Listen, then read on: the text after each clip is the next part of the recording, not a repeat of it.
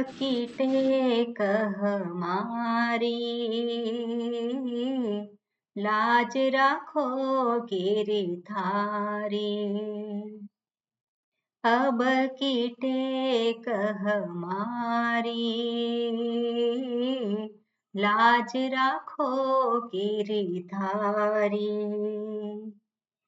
जैसी लाज राखी अर्जुन की, भारत योद्धम झारी।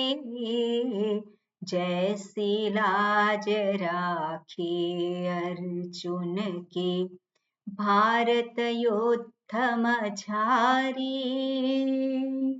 सारथी हो के रथ को हाको, सारथी हो के रथ को हाको। चक्र सुदर्शन धारी, भक्तनि टेकन टारी। अब की टेक हमारी, लाज राखो गिरधारी। जैसी लाज राखी द्रौपदी की, हो नंदिनी उधारी। जैसी लाज राखी द्रौपदी की, हो नंदिनी उधारी। खेचत खेचत दो भुज थाक्यो, खेचत खेचत दो भुज थाक्यो। दुशासन तजिहारी, चीर बढ़ायो मुरारी। अब की टेक हमारी, लाज राखो गिरधारी। सूरदास की लाज राखो, अब को है रखवारी। सूरदास की लाज राखो, अब को है रखवारी। राधे राधे श्रीवर प्यारो, राधे राधे श्रीवर प्यारो। श्री वृषभान दुलारी, शरण आयो तुम्हारी। अब की टेक हमारी, लाज राखो गिरधारी। लाज राखो गिरधारी। ओम हरि ओम श्री गुरुभ्यो नमः। हरि ओम। ओम सहनाववतु सहनौ भुनक्तु सह वीर्यं करवावहै। तेजस्विनावधीतमस्तु मा विद्विषावहै। ओम शांति शांति शांतिः। शंकरं शंकराचार्यं केशवं बादरायणं सूत्रभाष्यकृतौ वन्दे भगवन्तौ पुनः पुनः। ईश्वरो गुरुरात्मेति मूर्तिभेदविभागिने व्योमवद्व्याप्तदेहाय दक्षिणामूर्तये नमः। दयाकरं दयाकारं दान्तं धर्मप्रवर्तकं प्रणमामि दयानन्दं मदाचार्यवरं परम्। ओके, મંગલાચરણનું વાક્ય અને 12મો અને 13મો મંત્ર. ઓકે પ્રજ્ઞાબેન.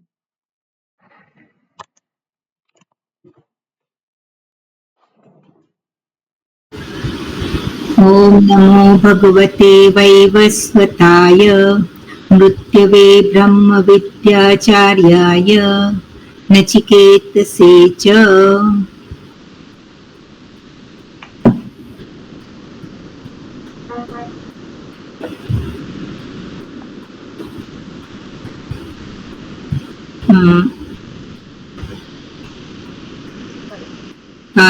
સ્ટાર્ટિંગ કરી આપો ને મને एको वशी सर्वभूतान्तरात्मा एको वशी सर्वभूतान्तरात्मा एकं रूपं बहुधा यः करोति तमात्मस्थं येन पश्यन्ति धीराः तेषां सुखं शाश्वतं नेतरेषाम्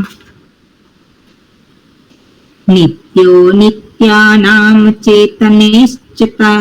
चेतनश्चेतनाना नानाः मेको बहूनां यो चेतनानाम् नित्यो नित्यानां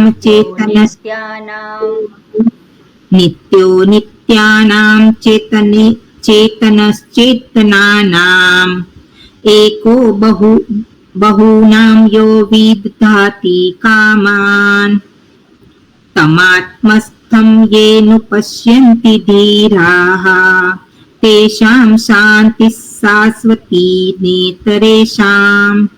ઓકે, બરોબર. આપણે ગયા વખતે જે ચર્ચા ચાલતી હતી એમાં એકઃ વશી સર્વભૂતાંતરાત્મા, એક જ પરમાત્મા અથવા તો આત્મા સર્વભૂતના અંતરાત્મા તરીકે રહેલા છે. તમ આત્મસ્થમ યે અનુપશ્યંતિ ધીરાઃ, ધીર પુરુષ, વિવેકી પુરુષ, સંયમિત જેનું જીવન છે એ વ્યક્તિ આત્મસ્થમ યે અનુપશ્યતિ. આત્મસ્થમ એટલે આત્મા શબ્દનો અર્થ થાય હું, અને હુંમાં સ્થિત જેને જુએ છે. કોણ જુએ છે? જે ધીર પુરુષ છે એ પોતાને એટલે કે હું સ્વરૂપે જાણે છે. અનુપશ્યતિ, અનુપશ્યંતિ. તો અનુપશ્યંતિ એટલે શું છે? એ જુએ છે. કઈ રીતે જુએ છે? હું, અને હું એટલે કે અધિષ્ઠાન રૂપે જુએ છે. અધિષ્ઠાન સ્વરૂપે એને ઓળખે છે, અને એને માટે તેષામ સુખમ શાશ્વતમ ન ઇતરેષામ, એને માટે શાશ્વત સુખ છે. શાશ્વત સુખ છે એને માટે છે. કેમ? કારણ કે જે શાશ્વત છે, જે સુખ સ્વરૂપ છે એને ઓળખે છે. અને કઈ રીતે ઓળખે છે? તો ગયા વખતે આપણે જોયેલું હતું કે જે અભિવ્યક્તિ છે, અભિવ્યક્તિને આધારે સ્વરૂપને ઓળખે છે. જેવી રીતે અરીસામાં અહીંયા ઉદાહરણ આપેલું હતું કે આદર્શસ્થમ મુખમ ઇતિ. જેવી રીતે અરીસામાં પોતાના મુખને જુએ છે. અરીસામાં જે દેખાય છે એને હું નથી કહેતો, પણ અરીસામાં જે દેખાય છે એને આધારે પોતે હુંના વિશે નક્કી કરે છે, મુખ વિશે નક્કી કરે છે કે અરીસામાં દેખાય છે એ મુખ જે છે એ સાચું નથી. પણ અરીસામાં મુખ દેખાય નહીં તો પોતાના મુખને વિશે નક્કી પણ કરી શકે નહીં. કેમ? કારણ કે પોતાનું મુખ કેવી રીતે જોઈ શકે? પોતાના જ મુખને જોવું હોય તે કઈ રીતે જોઈ શકે? એટલે મુખને જોવા માટે એને કોઈક આધાર લેવાની જરૂર છે. શાંત અને સ્વચ્છ પાણી હોય તો ત્યાં પણ એ જોઈ શકે. તો એવો કોઈક આધાર જે છે એને આધારે જ સ્વરૂપનો નિશ્ચય કરવાનો છે. સ્વરૂપ જે છે એ તો છે જ. હવે જે દેખાય છે એ સ્વરૂપ નથી. એટલે ગયા વખતે જે ચર્ચા આપણે જોતા હતા કે હું રૂપે જે પ્રગટ થાય છે. હવે હું રૂપે પ્રગટ થાય છે શું છે? તો ત્યાં બારીકાઈથી આપણે જોઈએ કે હું જ્યારે કહેતો હોય ત્યારે જે કહેનારો છે એ સ્વરૂપ નથી, પણ હું વગર કહેનારો હોઈ શકે નહીં. એટલા માટે આપણે વિશ્લેષણ કર્યું હતું કે અંતઃકરણમાં બે પ્રકારની વૃત્તિઓ છે. એક ઇદમ વૃત્તિ છે, બીજી અહમ વૃત્તિ છે. બધી જ ઇદમ વૃત્તિનો આધાર અહમ વૃત્તિ છે, જે ગયા વખત આપણે જોયું હતું. આ પેન છે એની પાછળ હું જાણું છું એ પણ આવી જ જાય છે.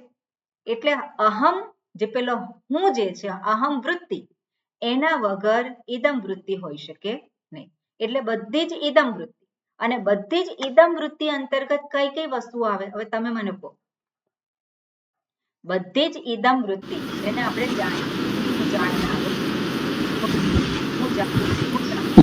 જગતની દરેક બધી જ વસ્તુ ઇદમ માં આવી જાય.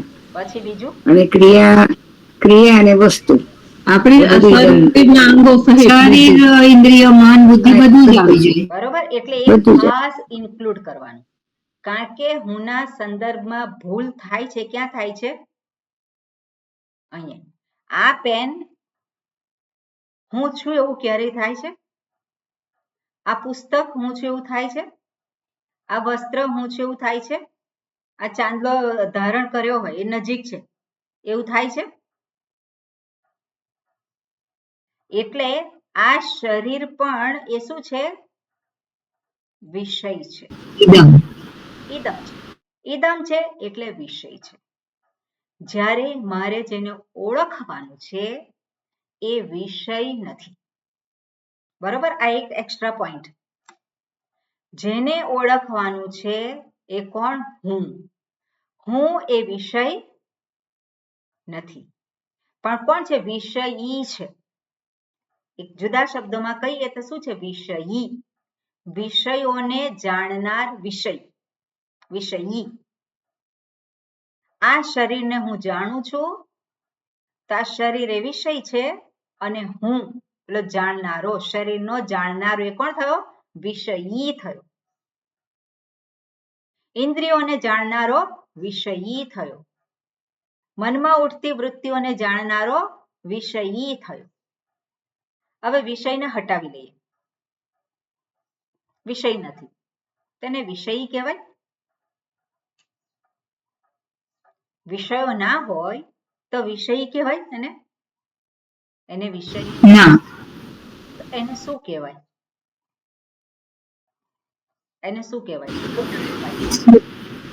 એને સ્વસ્વરૂપનું ભાન. સ્વસ્વરૂપ બ્રહ્મ. એટલે એને નામ શું અપાય? હું. હવે હું જ્યારે એ શબ્દ જે છે હું આપણે કહીએ હુંને પ્રગટ થવા માટે કયા વિષયની આવશ્યકતા છે? એક વિષયની આવશ્યકતા નથી. હુંને પ્રગટ થવા માટે વિષયની પ્રગટ થવા માટે અભિવ્યક્તિ માટે પહેલું તો આપણને આ શરીર અંતઃકરણ જોઈએ. અભિવ્યક્ત પ્રગટ થવા માટે કયા વિષયની જરૂર છે? વિષયની જરૂર નથી. એટલે આપણે અહીંયા ખાસ ધ્યાન રાખવાનું વિષયોને આધારે આપણે વિષયીને ઓળખીએ છીએ. બરાબર ને? વિષયોને આધારે વિષયીને ઓળખીએ છીએ. પણ જો વિષયો ન હોય તો વિષયી જેને કહેવામાં આવે છે એ વિષયી રહેતો નથી. જેને વિષયી કહેવામાં આવે છે કોણ વિષયી? હું વિષયી. વિષયો નથી તેને વિષયી એવું નામ આપવામાં આવે એવું નામ એને મળે નહીં. તો કોણ છે? હું. અને એ જે હું છે એ સ્વતઃસિદ્ધ છે. સ્વતઃસિદ્ધ છે. હું એ કેવો છે? સ્વતઃસિદ્ધ છે. એ આ કોઈ પેન જેવો છે. આ બને છે જ્ઞાનનો વિષય. આ શું છે? વિષય છે. અને વિષયનું જ્ઞાન હંમેશા હોય. બરાબર? વિષયનું જ્ઞાન હંમેશા હોય. કોઈકને હોય. જેને હોય એને શું કહેવાય? જ્ઞાતા કહેવાય. જેને પણ આ વિષયનું જ્ઞાન હોય એને કહેવાય જ્ઞાતા. તો આ વિષયને હું જાણું છું એવી રીતે હુંને જાણું છું. હું વિષય છું? હું વિષય નથી. તો કોણ છે? હું જ્ઞાતા નથી પણ જ્ઞાન સ્વરૂપ છું. જ્ઞાતા હું બનું છું ક્યારે? જ્યારે સામે વિષય હોય, ઇદમ હોય. જ્યારે ઇદમ હોય ત્યારે હું જ્ઞાતા બનું છું. એનો હું જાણનાર બનું છું. જ્યારે આ શરીરથી કંઈક ક્રિયા થાય ત્યારે હું કર્તા બનું છું. બરાબર ને? કોઈ ક્રિયા થતી હોય શરીરથી, ઇન્દ્રિયોથી, પેલો વિચારતો હોય, મનની ક્રિયા ચાલતી હોય તે કોણ બને? મનતા બને. શ્રોતા, મનતા, કર્તા, ભોગતા એ બધા શું છે? એ વિષય છે. પેલો હું પ્રગટ થાય છે એ રીતે. બરાબર ને? હું પ્રગટ થયો. પણ જ્યારે વિષયો નથી રહ્યા ત્યારે હું છું કે નહીં? ત્યારે હું છું જ. અને એ હું કેવો છે? એ તો સ્વયં સ્ફુરિત છે. એ કેવો છે? સ્વયં સ્ફુરિત છે. એને હોવા માટે બીજા કોઈની આવશ્યકતા નથી. પણ એને આપણે ઓળખીએ નહીં ત્યાં સુધી વિષયની આવશ્યકતા છે. જ્યાં સુધી આપણે એને ઓળખી ના લઈએ ત્યાં સુધી એ જે પ્રોસેસ છે જે હું સુધી મને લઈ જાય, સ્વરૂપ સુધી લઈ જાય ઓળખવા માટે, ત્યાં સુધી વિષયની આવશ્યકતા છે. વિષય છે એને જાણનારો, અને જે જાણનારો જેને કહીએ છે, જ્યારે વિષય નથી ત્યારે જાણનારો નથી. આ વિવેક તો કરવો જ પડે. આ વિવેક તો કરવો પડે. અને જેને જ્ઞાતા કહીએ છીએ, જેને કર્તા કહીએ છીએ, એ ખરેખર જ્ઞાતા નથી, એ નથી કરતા. પણ ત્યાં હું કોણ છું? હું તો છું જ. એ જે હું એને ના જ્ઞાતા કહેવાય ના કરતા કહેવાય. જેવી રીતે આપણે જોઈએ કે અરીસામાં આપણે જેને જોઈએ છે તો અરીસામાં જે દેખાય છે એને પેલું મુખ તરીકે ગણતા નથી. એ માત્ર શું બને છે? આધાર બને છે. એ જ રીતે જે વૃત્તિ મનમાં ઉઠે છે, ઇદમ વૃત્તિ, એની પાછળ રહેલી અહમ વૃત્તિ, એ વૃત્તિ જે છે એ હુંને જ પ્રગટ કરવા માટે, હુંને જ ઓળખવા માટે, ખાસ કરીને હુંને ઓળખવા માટે આધાર બને છે. પણ હુંને ઓળખી લીધો પછી આધાર રહેતો, આધારની આવશ્યકતા નથી. અને એ વસ્તુ અહીંયા આપણને દર્શાવે છે. એટલે અહીંયા જે વાત કરી આગળ શું કહ્યું? તમ એતમ ઈશ્વરમ આત્માનમ યે નિવૃત્ત બાહ્ય વૃત્તયઃ અનુપશ્યન્તિ. નિવૃત્ત બાહ્ય વૃત્તયઃ એટલે જે બાહ્ય વૃત્તિ. બાહ્ય વૃત્તિ કોને કહેવાય? બાહ્ય વિષયોના સંદર્ભની વૃત્તિ. જ્યાં સુધી બાહ્ય વિષયોમાંથી મન ઉપર ના ઉઠે ત્યાં સુધી ચિંતન કોનું કરવાનું છે? એનું ચિંતન કરવાનું છે મન. કારણ કે મનને તો એક આદત જ છે એનું ચિંતન કરવાની, અને એને ગમે પણ છે. અને શું છે? એ બધું ચિંતન કરવામાં ગમે છે. કેમ? કારણ કે રસ છે એમાં. એમાંથી સુખ દેખાય છે. સુખ નથી અને છતાં પણ ત્યાં દેખાય છે. એટલે એ સહજ પ્રવૃત્તિ છે. પણ એ પ્રવૃત્તિમાંથી જે ઉપર ઉઠેલો છે, ક્યારે ઉપર ઉઠે? જ્યારે એમાંથી પેલો રસ જે છે એ રસ હવે એમાં ના દેખાય. ક્યારે ના દેખાય? જ્યારે એની અંદર એ વિચાર કરે કે રસ ખરેખર એમાં નથી. રસ જે છે એ ક્યાં છે? રસ જે છે એ તો હું પોતે જ છું. શાસ્ત્ર દર્શાવે આપણને.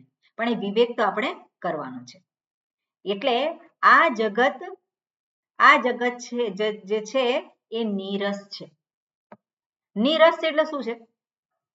જેમાં કોઈ રસ નથી. પણ એની ક્યારે ખબર પડે? એની પહેલા નીરસ છે એટલે એવું નહીં કે રસ વગરનું છે. સૌથી પહેલા જાણવાનું આ જગત સરસ છે. સરસ છે એટલે શું છે? રસ સહિતનું છે. કેમ? કારણ કે પરમાત્માની અભિવ્યક્તિ રૂપ છે. પરમાત્મા આનંદ સ્વરૂપ છે અને આ જગત એની અભિવ્યક્તિ છે. ત્યાં પણ શું છે? ત્યાં આનંદ છે જ. પણ એ આનંદ જ્યારે હું કહું કે આ જગતનો આનંદ માણતા માણતા હું પરમાત્માને હું પામી લઈશ, મારા સ્વરૂપને ઓળખી લઈશ, તો એવું સંભવિત નથી. બે વસ્તુ થઈ શકે નહીં. વિષયને પણ આપણે પકડી રાખીએ અને સ્વરૂપને પણ પકડીએ. આપણા મનમાં એ પ્રમાણેની એને એ નથી કે વિષયને પકડે અને એમાં જે સુખ અનુભવાય છે એ સુખને પકડી રાખે અને પોતાના સ્વરૂપના સુખને પણ પકડી રાખે એવી એની કેપેસિટી નથી. એની પાસે એક જ વિકલ્પ એટલે બે વિકલ્પ છે, એમાંથી એક એને પસંદ કરવાનું. ક્યાં તો વિષયના સુખને પસંદ કરવાનું અથવા તો સ્વરૂપ સુખને પસંદ કરવાનું. એટલે સ્વરૂપ સુખ હજુ મળ્યું નથી તો વિષયના સુખને છોડી દેવાનું. શું કરવાનું? ના, એને પકડવાનું. એને પકડી રાખીએ તો સ્વરૂપ સુખ મળે ના મળે. એને પકડી રાખીએ તો સ્વરૂપ સુખ મળે નહીં. એ જ વસ્તુ અહીંયા કહે છે. આપણી પાસે વિકલ્પ બે જ છે, ક્યાં તો સ્વરૂપ સુખ અથવા તો વિષયનું સુખ. હવે સ્વરૂપ સુખ તો પ્રાપ્ત થયેલું નથી, બરાબર ને? સ્વરૂપ સુખ જે છે આપણે કે સ્વરૂપ સુખ પ્રાપ્ત થઈ ગયું છે આપણે કહી શકીએ? નથી કહી શકતા. તો સ્વરૂપ સુખ મળ્યું નથી અને વિષય સુખને છોડ્યું નથી. એટલે વિષય સુખને જો પકડી રાખે તો સ્વરૂપ સુખ મળે નહીં. એટલે આ તો કેવું છે, પેલા આપણે કેમ કે ધોબીનો પેલો કૂતરો હોય એના જેવું છે આ તો. પણ જે આ સ્થિતિ જે છે એ શું છે, પેલો છોડે છે સમજદારી પૂર્વક. ત્યાં શ્રદ્ધાની જરૂર છે. શાસ્ત્ર કહે છે કે આમાંથી તારું મન ઉપર ઉઠે અને તો તને સ્વરૂપ સુખની પ્રાપ્તિ થશે. તો ત્યાં એને શ્રદ્ધા હોવી જોઈએ. અને તો પછી એ બાહ્ય જગતના સુખથી વિમુખ થાય. કઈ રીતે વિમુખ થાય? આ સુખ છે અનિત્ય સુખ છે, મારે જોઈએ છે શાશ્વત સુખ. તો શાશ્વત સુખની પ્રાપ્તિ માટે એને અનિત્ય સુખનો ત્યાગ કરવો પડે. અનિત્ય સુખમાંથી પોતાના મનને નિવૃત્ત કરવું પડે. એને જ વૈરાગ્ય કહેવાય. અને જેમ જેમ એ બાહ્ય વિષયોમાંથી મનને ઉપર ઉઠાવે એટલે એનું ચિંતનમાંથી મુક્ત કરે. ભોગના ચિંતનમાંથી મનને મુક્ત કરે. એટલું જ મન ધીરે ધીરે શાંત થાય છે. મન શાંત થયું ત્યાં સ્વરૂપ સુખ પ્રગટ થાય છે. જેટલું મન શાંત થયું એટલું સ્વરૂપ સુખ પ્રગટ થવાનું છે. પણ પૂર્ણ સુખ ક્યારે મળે? પૂર્ણ સુખ ક્યારે મળે? જ્યારે કાંઈ ચિંતન ના થાય ત્યારે. પોતાના સ્વરૂપ સુખને ઓળખી લે. પોતાના પૂર્ણ સુખ સ્વરૂપને ઓળખી લે ત્યારે સંપૂર્ણપણે શું છે? પોતે સુખ જ સુખ છે. પણ જ્યાં સુધી સ્વરૂપ સુખ નથી પ્રાપ્ત થયું ત્યાં સુધી તેને સંયમિત જીવનનો આધાર લેવાનો છે. એ જ સાધના છે. સાધના એટલે સંયમિત જીવન જીવે પેલો એટલે સુખ સ્વરૂપની પ્રાપ્તિ થઈ જાય એવું નહીં. પણ સંયમિત જીવન એટલે શું છે? આપણે બાહ્ય રીતે બધા સંયમ કર્યા પણ મન એનું ચિંતન કરે. મન એનું જ ચિંતન કરે. એકાદશી કરે ને પછી બધા પકવાનનું શું બનાવીએ? ખરેખર એકાદશી કરવાની છે એટલે શું છે? ઉપવાસ છે. તો શેને માટે ઉપવાસ? તો એ વસ્તુ સમજાય તો એ બધી જે વસ્તુ છે ભોગની જે એ છે બધું એમાંથી મન નિવૃત્ત થાય. એટલે સમજદારી પૂર્વકનો સંયમ. સ્થૂળ સંયોગથી કંઈ પ્રાપ્ત ના થાય.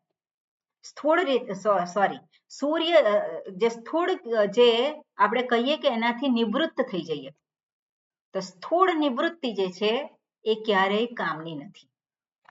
કારણ કે સ્થૂળ રીતે નિવૃત્ત થઈ ગયા, સ્થૂળ વૈરાગ્ય છે એ તો ફરી પાછું પેલા શું કરવાનું છે? પ્રેશર આપવાનો છે. પણ સમજદારી પૂર્વક મારે નિત્ય જોઈએ છે અને આ બધા વિષયો જે છે એમાંથી અનિત્ય સુખ પ્રાપ્ત થાય. અને એટલા માટે મારે અનિત્ય સુખના ચિંતનમાં મારા મનને પ્રવૃત્ત કરવું નથી, પણ નિત્ય સુખ કેવી રીતે મળે એ ચિંતનમાં મારા મનને હું પ્રવૃત્ત કરું. અને નિત્ય સુખ નથી એવું નથી. નિત્ય સુખ સ્વરૂપ પોતે છે જ. જેટલું મન શાંત થાય એટલું જ એની અભિવ્યક્તિ જીવનમાં દેખાય. મન જેટલું શાંત થાય એટલું એની અભિવ્યક્તિ દેખાવાની છે. તો મન શાંત થયું. તો આપણે જોઈએ કે જ્યારે પણ આપણને સુખ અનુભવાય છે ત્યારે સ્થિતિ શું છે? જે વિષયમાંથી સુખ અનુભવાય છે ત્યારે વિષયમાંથી જ્યારે સુખ અનુભવાતું હોય ત્યારે એ વિષય પ્રાપ્ત થયો અને ત્યારે આપણા મનમાં કોઈ ઈચ્છા નથી. તો ઈચ્છા રહિતની જે મનની સ્થિતિ છે ત્યાં શું છે? સુખ છે. સુખ છે કે જ્યાં મન શાંત થઈ ગયું છે એ સ્વરૂપ સુખ જ છે. પણ એ જે સ્વરૂપ સુખ છે એની ઓળખતો નથી. એને વિષયમાંથી સુખ મળ્યું છે એવું જ એ જાણે છે અને એટલા માટે વિષયના સુખને એમાંથી એને ઉપર ઉઠાવવું પડે મનને. જ્યારે પણ વિષયનું સુખ પ્રાપ્ત કરતો હોય અને ત્યારે એવું માને કે આ તો પરમાનંદ છે, આ સ્વરૂપ સુખ છે, તો એવી રીતે એને એ પ્રાપ્ત થતું નથી. કારણ કે હજુ પણ એ શું છે? પેલા વિષય સુખને વળગી રહ્યો છે. એટલે પોતાને છેતરે. શું થયું? આમાં પોતાને છેતરવાની વાત થઈ કે વિષય સુખના નામે પોતે કોણ ગણે છે? પોતાને સ્વરૂપ સુખ પૂર્ણ સુખી ગણે છે. તો એવું ક્યારેય સંભવિત બને નહીં. એટલે બાહ્ય વિષય સુખ જે અનિત્ય છે એ અનિત્ય સુખ ક્યારેય હંમેશાનું સુખ બની શકે નહીં. એ જવાનું જ છે. તો જ્યારે જતું રહે છે ત્યારે સ્થિતિ કઈ છે? ત્યારે સુખી છે, દુઃખી થાય છે. ત્યારે દુઃખી થાય છે, નથી મળતું. હવે સુખ જોઈએ છે, સુખ જોઈએ છે, વિષય જોઈએ છે, ફરી પાછું એ શું થઈ જાય છે? બેચેન થઈ જાય છે, અસ્વસ્થ થઈ જાય છે. તો એ જે સ્થિતિ જે છે આપણે એને નિત્ય સુખ ના કહી શકીએ. એવી રીતે નિત્ય સુખની પ્રાપ્તિ ના થઈ શકે. એટલે મનને અનિત્ય સુખમાંથી ઉપર એના ચિંતનમાંથી ઉપર ઉઠાવવું અનિવાર્ય છે અને પછી જ એ પોતાના સ્વરૂપ સુખને ઓળખવા માટે એ દિશામાં પ્રયાણ કરે છે. પણ કઈ રીતે? ફરી પાછું મનને એમાંથી ઉપર ઉઠાવ્યું. આપણે જોઈએ કે જૈન ધર્મ છે અને જૈન ધર્મમાં ઘણી બધી એ લોકો સાધના કરતા હોય છે. ઘણું બધું સાપેક્ષ રીતે એ લોકોમાં સંયમ ઘણો બધો છે, પણ એનાથી એમને પ્રાપ્તિ થઈ ગઈ. એટલે જ્યાં સુધી સ્વરૂપના વિશે ઓળખે નહીં સ્વરૂપને ત્યાં સુધી એમને શાશ્વત સુખની પ્રાપ્તિ ના થાય. કમ્પેરેટિવલી એમને શાંતિ હોય. કમ્પેરેટિવલી શું છે? બીજો જે ભોગમાં ભટકતો હોય એના કરતા એનું જીવન કેવું છે? સંયમી છે, એટલે શાંત છે, સ્વસ્થ જીવન છે. પણ સ્વસ્થ જીવન, શાંત જીવન એટલે એને સુખ સ્વરૂપ જે છે પૂર્ણ સુખ મળી ગયું એવું કહેવાય નહીં. પૂર્ણ સુખ ક્યારે મળે? જ્યારે પૂર્ણ સુખ સ્વરૂપ હુંને ઓળખે. અને એટલે શાસ્ત્ર શરૂઆતમાં શું બતાવે છે? સંયમ. સ્વચ્છંદતાથી સ્વતંત્રતા પ્રાપ્ત થાય નહીં, પણ વચ્ચે સંયમ રૂપી જે છે સાધન એની આવશ્યકતા છે. અને એટલા માટે કયું હોય? નિવૃત્ત બાહ્ય વૃત્તય. આગળ પણ મંત્ર આવી ગયો હતો. પરાંચિખાની વ્યતૃણત સ્વયંભૂ તસ્માત પરાંગ પશ્યતિ ન અંતરાત્માન કશ્ચિત ધીર પ્રત્યગાત્માનમ ઐક્ષત આવૃત્ત ચક્ષુ. આવૃત્ત ચક્ષુ એટલે શું છે? વિષયોથી વિમુખ થયેલો જે છે આવૃત્ત ચક્ષુ અમૃતત્વમ ઈચ્છન. આ જ્યારે વલ્લી આ શરૂ થઈ, આ ત્રીજી વલ્લી, ત્યારે એ વખતે બીજી વલ્લીનો પહેલો જે પાઠ જે છે એ જ્યારે શરૂ થયો ત્યારે આપણે જોયું હતું. બરોબર. એટલે અહીંયા કહે છે નિવૃત્ત બાહ્ય વૃત્તય અનુપશ્યંતિ આચાર્ય આગમ ઉપદેશમ અનુ. તો આચાર્ય આગમ ઉપદેશમ શેની આવશ્યકતા છે? સંયમિત જે છે જીવનની આવશ્યકતા છે. એટલું જ નહીં, સાથે સાથે આચાર્ય આગમ. આગમ એટલે શાસ્ત્ર અને શાસ્ત્રનો ઉપદેશ આચાર્ય થકી. શાસ્ત્ર અને આચાર્ય એ બંને કેવા છે? સાથે જ આવે. એટલે ઉપદેશ જે આચાર્ય વડે પ્રાપ્ત થાય છે એ આચાર્ય આગમ ઉપદેશમ અનુ એટલે એને અનુસરીને અથવા તો એને આધારે સાક્ષાત અનુભવતી ધીરાહા વિવેકિનઃ સાક્ષાત અનુભવંતી સાક્ષાત એનો અનુભવ કરે છે અનુભવંતી એટલે કે જાણે છે એટલે કેવું છે હવે હુંના સંદર્ભમાં કોઈ પણ પ્રકારનો સંશય નથી રહ્યો હું કોણ છું એના સંદર્ભમાં કોઈ પણ પ્રકારની ભૂલ થાય એવું નથી એટલે એ પોતાને આવી રીતે એ જુએ છે હવે આપણે જોઈએ આના સંદર્ભમાં જે પહેલું જે કહ્યું છે તમ એતમ ઈશ્વરમ આત્માનમ યે નિવૃત્ત બાહ્ય વૃત્તયઃ અનુપશ્યન્તિ તો તમ એતમ ઈશ્વરમ આત્માનમ તો એ જે છે એ એકત્વ દર્શાવે છે તો તમ ઈશ્વરમ તમ એતમ છે તમ ઈશ્વરમ અને એતમ આત્માનમ જે ઈશ્વર અને આ આત્મા કેવા છે બંને એક જ છે એટલે ઐક્ય જે છે એ દર્શાવે છે બંનેનું હવે શાસ્ત્રમાં જે છે સમાન અધિકરણ્યમની વાત કરે સમાન અધિકરણ તો જુદા જુદા પ્રકારના અધિકરણ છે અધિકરણ એટલે શું અધિકરણ એટલે શું સમય સ્થાન સમય અને સ્થાન જે સપ્તમી વિભક્તિ દ્વારા દર્શાવવામાં આવે તો એક જ જગ્યાએ જે વસ્તુ હોય સમાન અધિકરણ બે વસ્તુ એક જ જગ્યાએ હોય એટલે તમ એતમ ઈશ્વરમ આત્માનમ તો તે ઈશ્વર અને આ આત્મા એને શું કહેવાય ઐક્ય સમાનાધિકરણ્ય એને કહેવાય ઐક્ય સમાનાધિકરણ્ય બીજું જે છે અધ્યાસ સમાનાધિકરણ્ય અધ્યાસ હવે અધ્યાસ શબ્દ જે છે આપણા માટે નવો નથી તો અધ્યાસ માટે ઉદાહરણ આપણે કયું લીધું હતું અધ્યાસ રજ્જુ સર્પ તો જ્યાં રજ્જુ છે ત્યાં જ સર્પ છે પણ રજ્જુ અને સર્પ એ આત્મા અને ઈશ્વર જેવું છે એવું નથી એટલે રજ્જુ અને સર્પ જે છે શું છે રજ્જુને જ સર્પ તરીકે ગણ્યું છે એટલે ત્યાં કેમ ગણ્યું છે કારણ કે રજ્જુના સાચા સ્વરૂપનું રજ્જુનું ભાન નથી અને એટલા માટે સર્પ તરીકે એને ગણ્યું તો એને શું કહેવાય અધ્યાસ સમાનાધિકરણ્ય બરાબર ત્રીજું જે છે વિશેષણ સમાનાધિકરણ્ય વિશેષણ દાખલા તરીકે આપણે કહીએ લાલ ગુલાબ તો લાલ એ શું છે ગુલાબનું વિશેષણ છે બરાબર ને લાલ ગુલાબ જ્યારે આપણે કહીએ તો લાલ જે છે વિશેષણ છે ગુલાબનું તો લાલ ગુલાબ એમાં વિશેષણ અને વિશેષ્ય તો એમાં બંને શું છે એક જ જગ્યાએ છે બરાબર ને લાલ કલર પેલો ગુલાબ ને બંને એક જ છે એટલે એને વિશેષણ સમાનાધિકરણ એક જ જગ્યામાં સમાનાધિકરણ એટલે શું છે એક જ વસ્તુ બે નથી પણ કેવું છે એક જ છે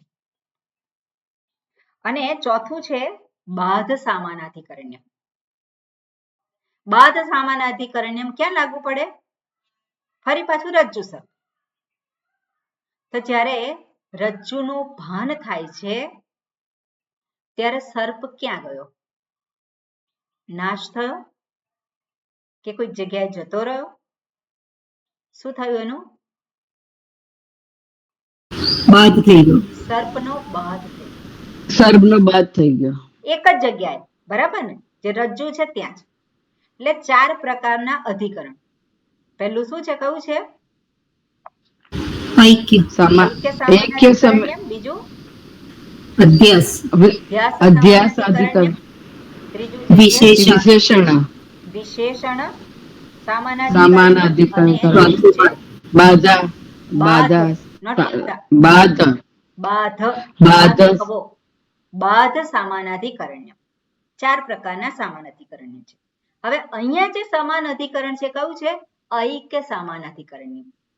તમ એતમ ઈશ્વરમ. એ ઈશ્વર અને એ ઈશ્વર એ પરમાત્મા, તે પરમાત્મા કેવા છે? સર્વભૂતાંતરાત્મા એકઃ વશી. તો એને એ રીતે દર્શાવ્યું મંત્રમાં. અને એ જ આ, એ જ આ એટલે કોણ છે? જેને તું હું તરીકે જુએ છે, હું તરીકે તું ઓળખે છે. એ બંને કેવા છે? એક જ છે. એક જ છે એટલે એમાં ભેદ નથી. ઐક્ય સમાનાધિકરણ્યમ એટલે જેને તું એ કહે છે એ જ આ છે. હવે જ્યારે એકઃ વશી સર્વભૂતાંતરાત્મા જ્યારે આપણે જેને કહ્યું, તો હું જેને કહું છું એકઃ વશી સર્વભૂતાંતરાત્મા, એ વસ્તુ એને પણ લાગુ પડે કે નહીં? એને પણ લાગુ પડે. પણ પરમાત્માને આપણે, ઈશ્વરને આપણે એવી રીતે ગણી શકીએ છીએ, પણ હું છે એવો? હું કેવી રીતે એકઃ સર્વભૂતાંતરાત્મા હોઈ શકું? એટલા માટે ત્યાં આપણે વિવેક કરવું છે. કારણ કે જ્યાં સુધી સ્વરૂપને ન ઓળખે ત્યાં સુધી એ પોતે હુંનો વિચાર કરે છે. એ ક્યાં રહીને કરે છે?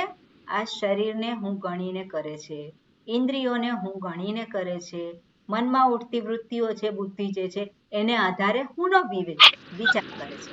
તો આમાં બેઠેલો જે છે હું છે એ કેવો છે? તો કેવો છે? તો અનેક છે. ક્યારેક શરીર રૂપે પ્રગટ થાય છે, ક્યારેક મનની વૃત્તિ રૂપે પ્રગટ થાય છે, ક્યારે ઇન્દ્રિયો રૂપે. તો હું કેટલા છે? એક થઈ જાય, અનેક રૂપે પ્રગટ થાય છે. એટલે શાસ્ત્ર જ્યારે કરે કે એકઃ વશી સર્વભૂતાંતરાત્મા અને એ જ આ છે આત્માનમ, ત્યારે આપણે જોવાનું હોય કે સ્વરૂપ જે છે કેવું છે? એકઃ વશી સર્વભૂતાંતરાત્મા. પણ એકઃ વશી સર્વભૂતાંતરાત્મા આપણે ઈશ્વરને આ જગતને આધારે જોઈ શકીએ છીએ, પણ હુંને આધારે જોઈ શકતા નથી. પણ સ્વરૂપને ઓળખે તો એ જાણી શકે હું એકમાત્ર છું. એકઃ વશી, આ ઇન્દ્રિયો, મન, બુદ્ધિ, શરીર આ હુંના જ વશમાં છે, એના વશમાં. હુંની હાજરી છે તો આ બધા છે. હુંની હાજરી છે તો આ શરીર છે, હુંની હાજરી છે તો મનમાં ઉઠતી વૃત્તિ છે. તો કરતા ભોગતા બધા જે છે કોના વશમાં છે? હુંના વશમાં છે. તો હું વશી છે કે નહીં? હું ચૈતન્ય સ્વરૂપ એના જ વશમાં છે. આ બધું સર્વભૂતાંતરાત્મા, તો હું વ્યાપ્ત છે કે નહીં? આ શરીરમાં કણે કણમાં વ્યાપ્ત છે કે નહીં? અને આ જ શરીરમાં હું વ્યાપ્ત છું. હું જ્યારે સ્વરૂપને આધારે હું જોઉં તો આ જ શરીરમાં વ્યાપ્ત છે. શરીરોમાં વ્યાપ્ત છે. એટલે ઐક્ય સમાનાધિકરણ્યમ જ્યારે પણ જોઈએ ત્યારે આપણે આ શરીરને આધારે હું નથી જોવાનું. શરીરને આધારે જોવા જઈએ તો એ ઈશ્વર અને આ પેલો જીવ છે, બંને કેવા છે? જુદા જ રહે છે. હકીકત શું છે? હકીકત તો એક જ છે. તો એક જ જ્યાં હોય તો હુંને આપણે આ શરીરના આધારે કેવી રીતે જોઈ શકીએ? ઇન્દ્રિયોના આધારે કેવી રીતે જોઈ શકીએ? જો એક જ હોય તો. પણ આપણે આદત પડી છે, હુંને જોવા માટેની એક આદત પડી ગઈ છે. હું જોવાનું એટલે કઈ રીતે જોવાનું? આ શરીરને આધારે, એને આધારે એને જોવાની આદત પડી ગઈ છે. અને એટલા માટે ફરી પાછું શું થાય છે? આપણે ત્યાં જ બેસી જઈએ છીએ, અનુભવમાં જ બેસી જઈએ છીએ. અને પછી આપણે કહીએ કે ઈશ્વર હું કેવી રીતે હોઈ શકું? ઈશ્વર અને હું હોઈ શકે નહીં. એટલા માટે શાસ્ત્ર ઐક્ય સમાનાધિકરણની વાત કરે છે કે ઐક્ય કેવી રીતે છે. નહીં તો સ્વરૂપ તો એક જ છે. ઈશ્વર હોય કે જીવ હોય, બંનેનું સ્વરૂપ એક જ છે. પણ પેલાને સમજાતું નથી એટલે પ્રશ્ન ઉઠાવે કારણ કે ખબર હોય કે પેલો અનુભવમાં જ બેસી જવાનો છે, અનુભવને આધારે જે હું છે એને જ હું ગણે છે. એટલે ફરી પાછો પ્રશ્ન કરીએ તે કહ વશી સર્વભૂતાંતરાત્મા, અને એ જ આત્મા છે, એ જ આત્મા છે. કેવી રીતે હોઈ શકે? એટલે વિચાર કરવો પડે, વિચાર કરી અને પછી સિદ્ધ કરે. બરોબર? એટલે અહીંયા જે કહ્યું હોય તમ એતમ ઈશ્વરમ આત્માનમ, કોણ જોઈ શકે છે? તો એ નિવૃત્ત બાહ્ય વૃત્તય, જે બાહ્ય વૃત્તિ એટલે બાહ્ય વિષયોમાંથી જેનું મન ઉપર ઉઠેલું છે, કંઈક હુંના સંદર્ભમાં વિચાર કરવા માટે પ્રવૃત્ત થયેલું છે. અનુપશ્યતિ, અનુપશ્યંતી એટલે શું છે? જે અનુભવ છે એના જ અધિષ્ઠાન રૂપે ઓળખે છે. એટલે અધિષ્ઠાનને આધારે કેવી રીતે? તો કે આચાર્ય આગમ ઉપદેશમ અનુ સાક્ષાત અનુભવતી. સાક્ષાત અનુભવંતી એટલે શું છે? સાક્ષાત પોતે જાણે છે. હવે સાક્ષાત શબ્દ જે છે હમણાં તદ્ધિત જે ભણ્યા એની અંદર આવ્યો સાક્ષાત દ્રષ્ટરી. તો સાક્ષાત શબ્દનો અર્થ શું થાય? સાક્ષાત એટલે જેને આપણે જોયું હતું પહેલા, જે પ્રત્યક્ષ હોય એને સાક્ષાત કહેવાય કે ના કહેવાય? પ્રત્યક્ષ હોય ત્યારે આપણે એ શબ્દનો પ્રયોગ કરતા હોય સાક્ષાત જોઈને, આપણે કરતા હોઈએ છીએ. પણ સાક્ષાત શબ્દનો અર્થ એવો અહીંયા થતો નથી. જે આપણે જે જોઈએ છે એને આધારે જે કે એને શું કહેવાય કે એ તો ઇન્દ્રિય પ્રત્યક્ષ છે. બીજું પરોક્ષ છે, પ્રત્યક્ષ અને પરોક્ષ. અને ત્રીજું શું જોયું હતું આપણે? પ્રત્યક્ષ, પરોક્ષ અને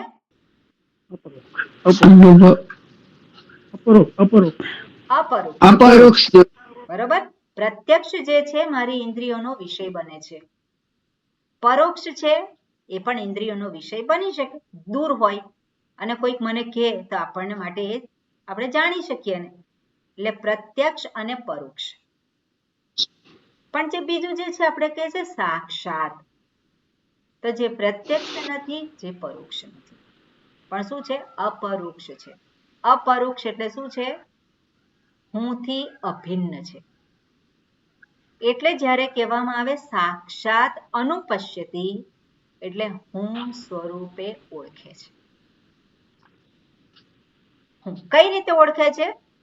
કોઈક આધાર લીધો છે, આધાર લીધો છે, એ આધારને આધારે જ હુંને ઓળખે છે. જેવી રીતે અહીંયા ઉદાહરણ દર્શાવ્યું કે અરીસામાં મુખને જુએ છે, એ આધાર બન્યો. કોને માટે? હુંને ઓળખવા માટેનો આધાર બન્યો.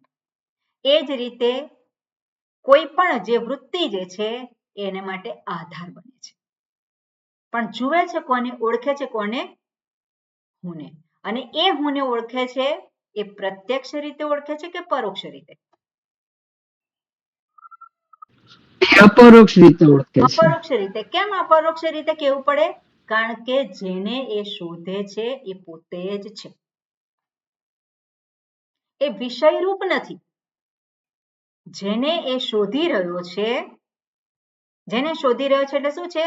જે પૂર્ણ હુંને શોધી રહ્યો છે, જે સ્વતંત્ર એવા હુંને શોધી રહ્યો છે. જે શાસ્ત્ર દર્શાવે છે સત સ્વરૂપ, ચૈતન્ય સ્વરૂપ, આનંદ સ્વરૂપ, જેને એ શોધી રહ્યો છે, એ નથી પ્રત્યક્ષ, નથી પરોક્ષ. પણ કોણ છે એ? હું પોતે જ છું. હું પોતે જ છું. તો એને શું કહેવાય? સાક્ષાત. સાક્ષાત અનુભવંતી. અનુભવનો વિષય નથી. જ્યારે અનુભવંતી શાસ્ત્ર કહે છે તે અનુભવનો વિષય છે એવી રીતે લેવાય નહીં. અનુભવનો વિષય શું છે? અનુભવ ક્યાં થાય? તો આ શરીરમાં અનુભવ થાય, ઇન્દ્રિયોમાં અનુભવ થાય, મનમાં અનુભવ, બધા અનુભવ ત્યાં થાય છે. એ અનુભવનો વિષય નથી. એટલે એનો આપણે શું કહીએ કે જે ઇન્દ્રિયોનો અને મનનો વિષય નથી, બુદ્ધિનો વિષય નથી. એટલે એનાથી અનુભવ થાય એવો આનો અનુભવ ના થાય. એટલા માટે શાસ્ત્ર કહે છે સાક્ષાત. તો સાક્ષાત હું એ હુંને માટે અનુભવનો વિષય છે. હું એ વિષય છે ખરો પહેલા તો? ના વિષય છે? ના વિષય નથી. તો કોણ છે? સર્વ વિષયોનો જ્ઞાતા. પણ જ્યારે એ સર્વ વિષયો ન હોય તો એને જ્ઞાતા પણ કહેવાય નહીં. પણ હું તો છું જ એટલા માટે કહેવાય સ્વતઃસિદ્ધ. જે સ્વતઃસિદ્ધ હું છે એ કોણ છે? હું જ છું. સ્વતઃસિદ્ધ એને હોવા માટે કોની જરૂર છે? જે સ્વતઃસિદ્ધ હોય એને હોવા માટે કોની જરૂર છે? કોઈની કોઈ કહે કે હા તું છે તો આપણે કહીએ કે હા હું છું. પેલો વ્યવહારમાં કહેતો હોય પત્નીને કે તું છે તો હું છું, અથવા તો પત્ની પતિને તમે છો તો હું છું. પણ હું છે કેવું છે? વ્યવહારિક રીતે કહેતો હોય અને બેવ જણ પેલો શું થાય? આનંદ માણે કે ચલો હા મારી પડી છે. પણ ખરેખર હું છું એને માટે કોઈની આવશ્યકતા નથી. તો હું તો કેવો છે? સ્વતઃસિદ્ધ છે. અને સ્વતઃસિદ્ધ હું ઇન્દ્રિયોનો વિષય નથી, મનનો વિષય નથી, એટલે એનો અનુભવ થાય નહીં. પણ જે કંઈ અનુભવો થઈ રહ્યા છે હુંની હાજરીમાં થઈ રહ્યા છે. જે કંઈ અનુભવો થઈ રહ્યા છે એ હુંની હાજરીમાં થઈ રહ્યા છે. તો હું અનુભવ કરતા થઈ ગયો. જે કંઈ અનુભવો થાય એ હુંની હાજરીમાં થાય તે હું એ અનુભવ કરતા થઈ ગયો. અનુભવ કરતા નહીં. હુંની હાજરીમાં અનુભવ પ્રગટ થાય છે. મનમાં વૃત્તિ ઉત્પન્ન થઈ, એ વૃત્તિને હું જાણું છું. મનમાં જ્ઞાન થયું એને હું જાણું છું. ભાન થયું એને હું જાણું છું. ગંધ આવી કસી, ગંધ આવી તો પેલો જાણે છે અને ત્યારે હું કહે છે હું ગંધને જાણું છું. આ ગંદી વાસ આવી હું જાણું છું. તો હું ગંદો થઈ ગયો. ત્યારે આપણને ખબર છે કે હું ગંદો નથી થતો, આ વાસ જે છે ખરાબ છે. એટલે ત્યાં વિવેક કરો. હું કોણ છું એ શાસ્ત્ર આપણને આવી રીતે દર્શાવે છે. સાક્ષાત અનુભવંતી. પણ અનુભવંતીનો અર્થ આપણે જુદી રીતે લઈ શકીએ નહીં. એનું માત્ર ભાન. અને હુંનું ભાન એટલે વિષય રૂપે નથી, પણ હું કેવો છે? સ્વતઃસિદ્ધ છે. અહમ અહમ અહમ જે દક્ષિણામૂર્તિ સ્તોત્રમાં સરસ કહેલું હોય એમાં કહ્યું છે નાના છિદ્ર ઘટોદર સ્થિત મહાદીપ પ્રભાભાસ્વરમ. જેવી રીતે ઘડામાં દીપક રાખેલો છે, દીવો રાખેલો હોય અને એના કાણા હોય. તે કાણામાંથી પ્રકાશ શું છે? પ્રકાશ ચારે બાજુ જાય અને એ પ્રકાશના સંયોગમાં જે કોઈ વસ્તુ આવે એ બધાને ઉજાડે. એને શું કરે? એ દેખાડે. એટલે જે હું કેવો છું? ચૈતન્ય સ્વરૂપ છું. એ ચૈતન્યથી યુક્ત થઈ અને ઇન્દ્રિયો આ બધા વિષયોને ઉજાડે છે. વિષયોને શું કરે છે? જાણે છે. નાના છિદ્ર ઘટોદર સ્થિત મહાદીપ પ્રભાભાસ્વરમ જ્ઞાનમ યસ્ય તુ ચક્ષુરાદિકરણ દ્વારા બહિસ્પંદતે. અને પછી શું કે છે? જાનામીતિ હું જાણું છું. જાનામીતિ તમેવ ભાંત અનુભાતિ એ તત્ સમસ્તં જગત. હું જાણું છું, પણ હું જાણું છું એ માત્ર જ્ઞાતા છે. એ શું છે? હું એ તો સ્વયં સ્ફુરિત છે. જાનામી ઇતિ એતમ ભાંતમ. એતમ ભાંતમ એટલે આ જ્ઞાન જે છે અનુભાતિ. અનુભાતિ એટલે શું છે? જે છે તો આ ભાન છે. કોણ છે? હું છું. હું છું તો ઇન્દ્રિયો એના વિષયોને ગ્રહણ કરે છે. હું છું અને ઇન્દ્રિયો રજા પર છે તો કયા વિષયોને ગ્રહણ કરે છે? કોઈ વિષયોને ગ્રહણ નથી કરતી. તો ત્યાં કોણ છે? હું છું કે નહીં? હું તો છું જ. વિષયો ના હોય તો પણ હું છું, ઇન્દ્રિયો ના હોય તો પણ હું છું. એ પ્રગટ કરે ત્યારે પેલો હું એ વિષયોને જાણનારો બને, અનુભાતિ હું છું, એની પાછળ વિષયો પ્રગટ થાય છે, અનુભાતિ. પણ હું કોણ છું? હું તો હંમેશા છું જ. એટલે અનુભાતિ સર્વમ જગત, આખું જગત જે છે હુંની હાજરીમાં બધું જ પ્રગટ થાય છે. હું છું તો બધું છે. હું નથી ક્યારે છે? હું નથી એવું છે? કોઈ કહી શકે ખરું હું નથી? આ શરીર છે ત્યાં સુધી હું છું. શરીર નથી ત્યારે હું છું? શરીર નથી ત્યારે પણ હું તો છું જ. હુંનો ક્યારેય પણ નાશ નથી. અને એ હું છે કેવો છે? નિત્ય છે, ચૈતન્ય સ્વરૂપ છે. અને એ વસ્તુ અહીંયા દર્શાવે છે. એટલે કે છે ધીરાહા વિવેકિનઃ તેષામ પરમેશ્વર ભૂતાનામ, તેઓને માટે, તેષામ એટલે ધીરાણામ, પરમેશ્વર ભૂતાનામ શાશ્વતમ, તેષામ જે ધીર પુરુષ છે હવે કેવા છે? પરમેશ્વર ભૂતાનામ, પરમાત્માને જ પોતાના સ્વરૂપે ઓળખે છે. હવે એકહ વશી સર્વભૂતાંતરાત્મા, આપણે જોયું કઈ રીતે એ એક છે. હુંની હાજરીમાં જ બધું પ્રગટ થાય છે. એટલે કોણ છે? વશી, સર્વભૂતાંતરાત્મા, પ્રત્યેક વૃત્તિની પાછળ હું તો છે જ. સર્વ વૃત્તિઓમાં હું સર્વ રૂપે હું પ્રગટ થયેલો છું. સર્વભૂતાંતરાત્મા એ જે પરમેશ્વર ભૂતાનામ, એ જે છે જ્ઞાની પુરુષ, આપણે કહીએ વિવેકી પુરુષ જે છે એમને માટે શું છે?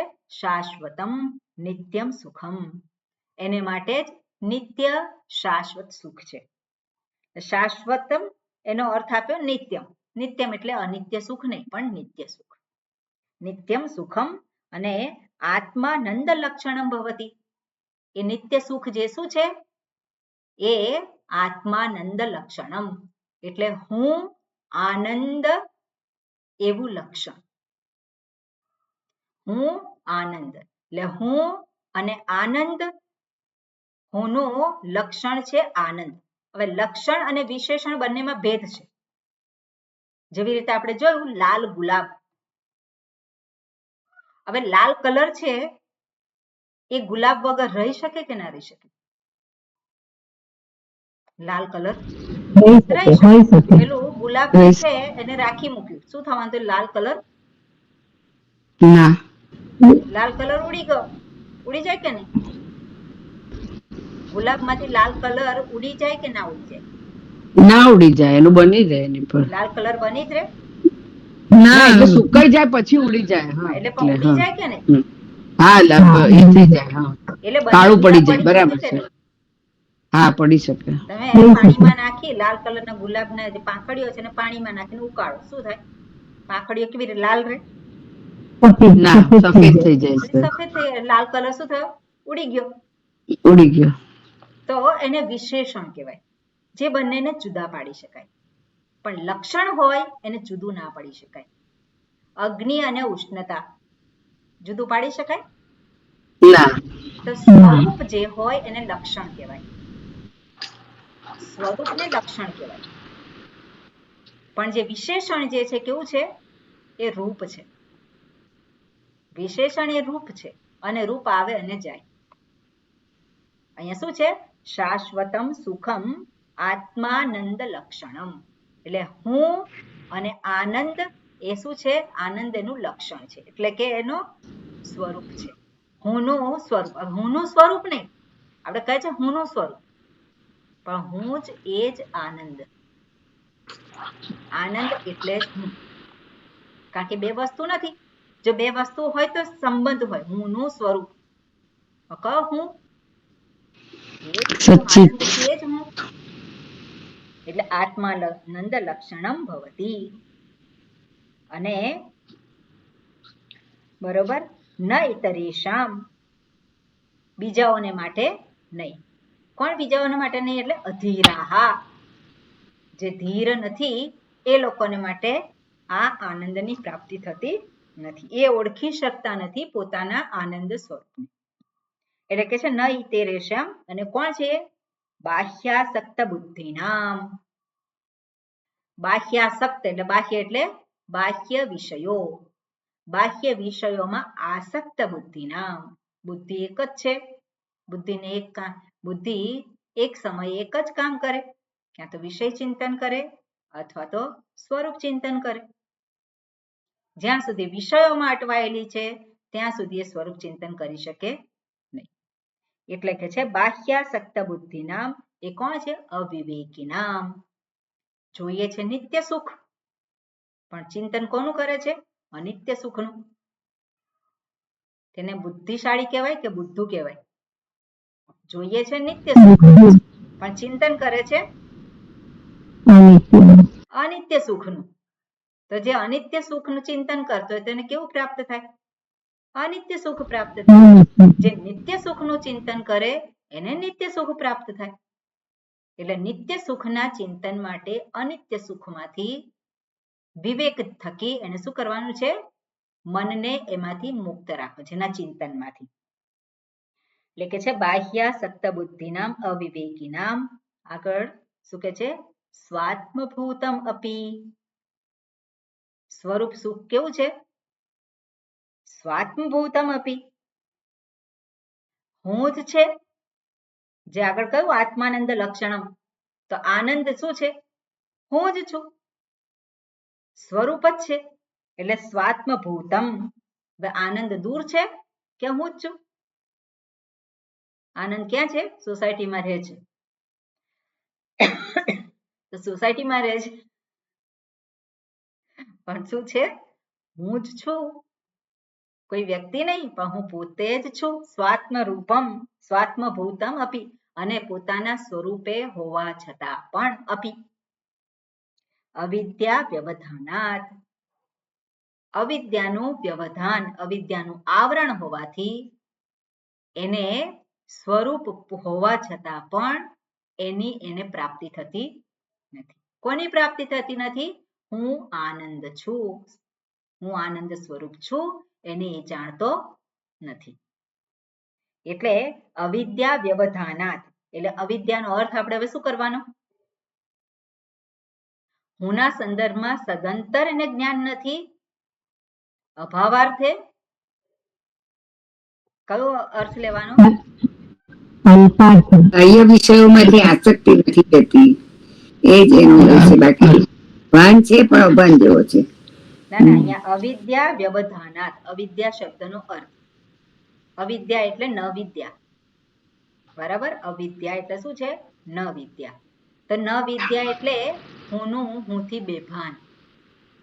તો હુંથી બેભાન છે, એને પોતાના આનંદ સ્વરૂપનું પ્રાપ્તિ નથી. તે બેભાન છે હુંથી?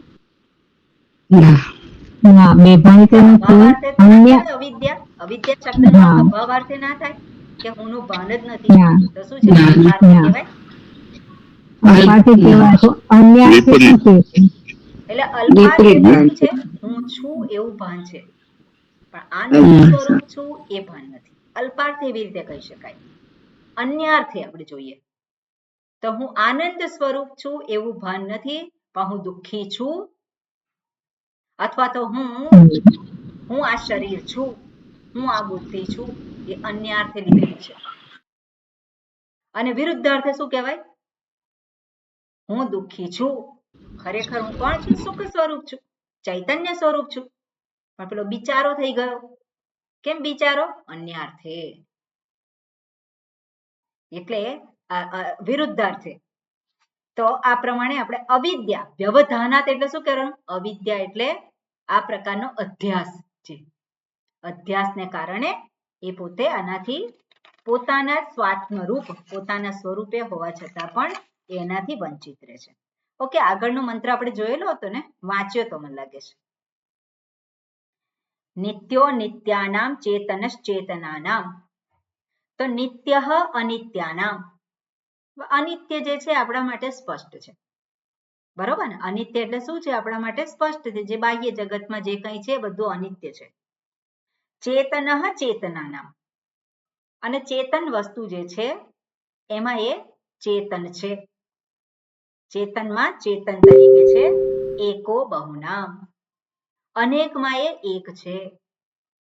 યહ વિદધાતિ કામાન, અને આ રીતે જે પોતે વિદધાતિ કામાન, અચ્છા એનો શું અર્થ થશે?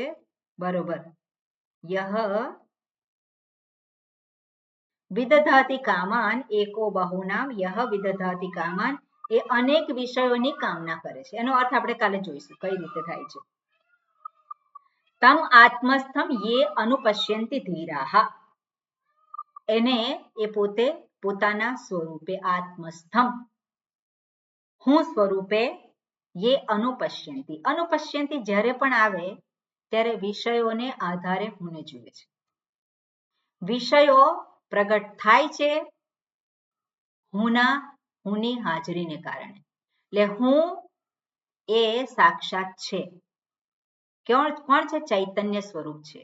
અને ચૈતન્ય સ્વરૂપની હાજરીમાં જ વિષયો પ્રગટ થાય છે. અનુપશ્યતિ, જે પેલો પ્રસિદ્ધ મંત્ર છે, તમેવ ભાંતમ અનુભાતિ સર્વમ, ન તત્ર સૂર્યો ભાતિ ન ચંદ્ર તારકમ, નેમાદિત્યતો નાયકો કુતોયમગ્નિઃ, તમેવ ભાંતમ અનુભાતિ સર્વમ. તસ્ય ભાસ પેલો છે હું હંમેશા છે જ, અને હુંની સાથે ઇદમ વૃત્તિ. ઇદમ વૃત્તિ કઈ રીતે આવી? આ જગતની આધાર. તો એ ઇદમ વૃત્તિને પ્રગટ કરનાર જે છે અનુભાતિ, આ બધું કેવું છે? અનુભાતિ. અને હું ભાતિ, સ્વયં સિદ્ધ છે, સ્વતઃ સિદ્ધ છે.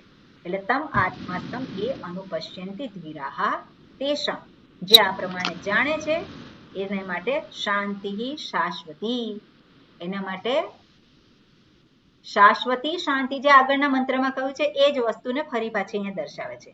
ન ઇતરીષા, બીજાને માટે આ શાશ્વત શાંતિ નથી. બીજાને માટે તો કેવી શાંતિ છે? આવે અને જાય, અનિત્ય શાંતિ છે. પણ જો શાશ્વત શાંતિ જોઈતી હોય તો સ્વરૂપને ઓળખ્યા વગર પ્રાપ્ત થઈ શકે નહીં. એટલે બાહ્ય વિષયોમાંથી, બાહ્ય વિષયોના ચિંતનમાંથી મુક્ત કરી અને આત્મચિંતન માટે મનને પ્રવૃત્ત કરવાનું, એ સાધના. બરાબર ને? એ જે જ્યાં સુધી ના થાય ત્યાં સુધી શાશ્વત શાંતિ આપણને પ્રાપ્ત ના થાય, શાશ્વત સુખ પ્રાપ્ત થાય નહીં. ઓકે, આપણે આવતીકાલે જોઈશું. ઓમ પૂર્ણમદઃ પૂર્ણમિદં પૂર્ણાત પૂર્ણમુદચ્યતે પૂર્ણસ્ય પૂર્ણમાદાય પૂર્ણમેવાવશિષ્યતે. ઓમ શાંતિ શાંતિ શાંતિ. હરિ ઓમ શ્રી ગુરુભ્યો નમઃ. હરિ ઓમ. હરિ ઓમ. હવે